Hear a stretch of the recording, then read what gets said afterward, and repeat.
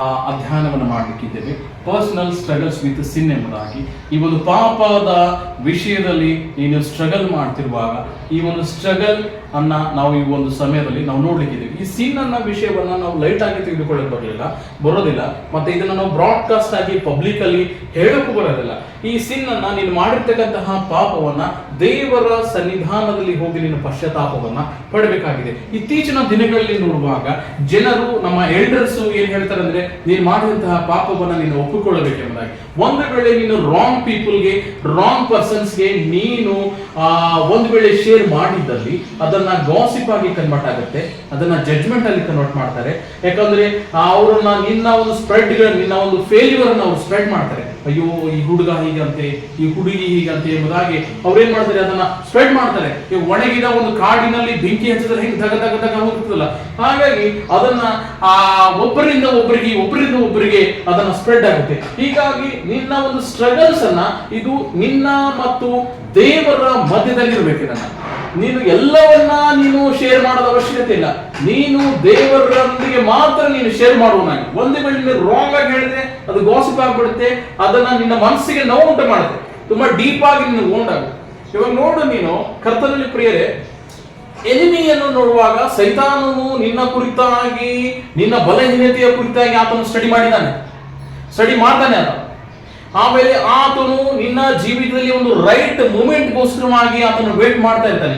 ಎಲ್ಲಿ, ಯಾವಾಗ, ಯಾವ ಸಂದರ್ಭದಲ್ಲಿ ಈತನ ಪಾಪದಲ್ಲಿ ಬಿದ್ದು ದೇವರಿಂದ ದೂರ ಹೋಗ್ತಾನೆ ಅನ್ನುವ ಒಂದು ರೈಟ್ ಮೂಮೆಂಟ್ ಅನ್ನ ಸೈತಾನನ್ನು ವೇಟ್ ಮಾಡ್ತಾ ಇರ್ತಾನೆ.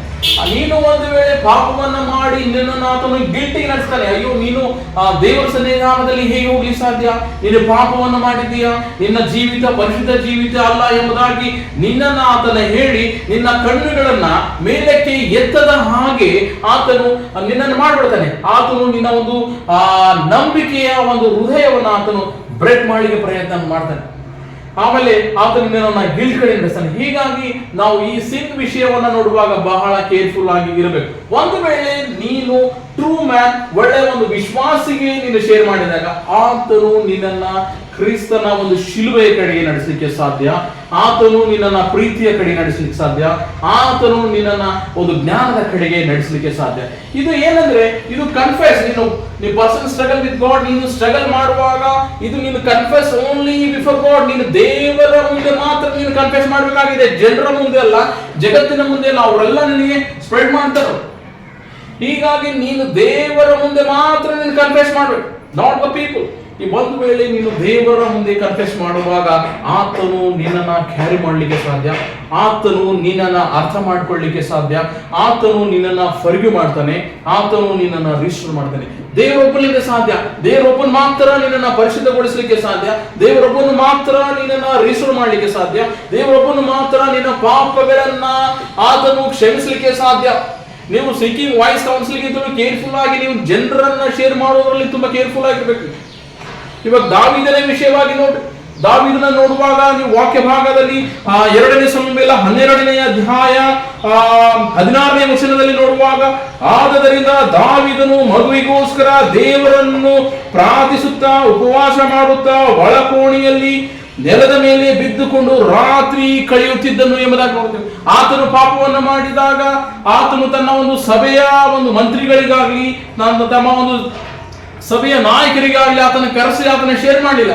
ಆತನು ಮಾಡಿದ್ದು ಏನಂತ ನೋಡುವಾಗ, ಆತನು ಮಗುವಿಗೋಸ್ಕರ ದೇವರನ್ನು ಪ್ರಾರ್ಥಿಸುತ್ತಾ ಉಪವಾಸ ಮಾಡುತ್ತಾ ಒಳ ಕೋಣೆಯಲ್ಲಿ ನೆಲದ ಮೇಲೆ ಬಿದ್ದುಕೊಂಡು ರಾತ್ರಿಯನ್ನು ಕಳೆಯುತ್ತಿದ್ದನು. ದೇವರ ಸನ್ನಿಧಾನದಲ್ಲಿ ಆತನು ಸಮಯವನ್ನು ಕಳೆದ ಇದ್ದಾಗ ಆತನು ಮಾಡಿದಂತ ಪಾಪದ ಪಶ್ಚಾತ್ತಾಪದ ಕುರಿತಾಗಿ ಆತನು ಪಡ್ತಕ್ಕಂಥ ಒಂದು ಸ್ಟ್ರಗಲ್ಸ್ ನಲ್ಲಿ ಆತನು ಯಾವುದೇ ಒಂದು ಜನರ ಮುಂದೆ ಹೇಳಿಲ್ಲ, ಯಾವ ಒಂದು ಎಲ್ಡರ್ಸ್ ಮುಂದೆ ಹೇಳಿಲ್ಲ, ಆತನು ಯಾರ ಮುಂದೆ ಹೇಳದೆ ಆತನು ದೇವರ ಸನ್ನಿಧಾನದಲ್ಲಿ ಹೋಗಿದ್ದ. ಆತನು ದೇವರನ್ನು ನಂಬಿದ. ಆತನಿಗೆ ಗೊತ್ತಿತ್ತು, ದೇವರು ನನ್ನನ್ನ ರಿಜಿಸ್ಟರ್ ಮಾಡಲಿಕ್ಕೆ ಸಾಧ್ಯ, ದೇವರು ನನ್ನನ್ನ ಪರಿಶುದ್ಧಗೊಳಿಸಲಿಕ್ಕೆ ಸಾಧ್ಯ ಎಂಬುದಾಗಿ. ಕರ್ತನಲ್ಲಿ ಪ್ರಿಯ ಸಹೋದರ ಸಹೋದರಿಯರೇ, ಒಂದು ವೇಳೆ ನೀನು ಆ ಒಂದು ಪಾಪದ ವಿಷಯದಲ್ಲಿ, ನಿನ್ನ ಒಂದು ವೈಯಕ್ತಿಕ ಪಾಪದ ವಿಷಯದಲ್ಲಿ ನೀನು ಸ್ಟ್ರಗಲ್ ಮಾಡ್ತಿದ್ದರೆ, ನೀನು ದೇವರ ಸನ್ನಿಧಾನದಲ್ಲಿ ಹೋಗುವನಾಗು. ನೀನು ಕನ್ಫೆಸ್ ಓನ್ಲಿ ಬಿಫೋರ್ ಗಾಡ್, ಜನರ ಮುಂದೆ ಅಲ್ಲ. ನಿಮ್ಮ ಸಭೆಯ ಸಭಾಪಾಲಕರಾಗ್ಲಿ ಅಥವಾ ನಿಮ್ಮ ಸಭೆಯ ಎಲ್ಡರ್ಸ್ ಆಗ್ಲಿ, ಯಾರೇ ಆಗ್ಲಿ, ಅವರು ಒಂದು ವೇಳೆ ಟ್ರೂ ಮ್ಯಾನ್ ಆಗಿದ್ರೆ ನಿನ್ನನ್ನ ಕ್ರಿಸ್ತನ ಶಿಲುಬೆಯ ಕಡೆಗೆ ನಡೆಸಲಿಕ್ಕೆ ಸಾಧ್ಯ, ನಿನ್ನನ್ನ ಜ್ಞಾನದಲ್ಲಿ, ನಿನ್ನ ಪ್ರೀತಿಯಲ್ಲಿ ನಡೆಸಲಿಕ್ಕೆ ಸಾಧ್ಯ.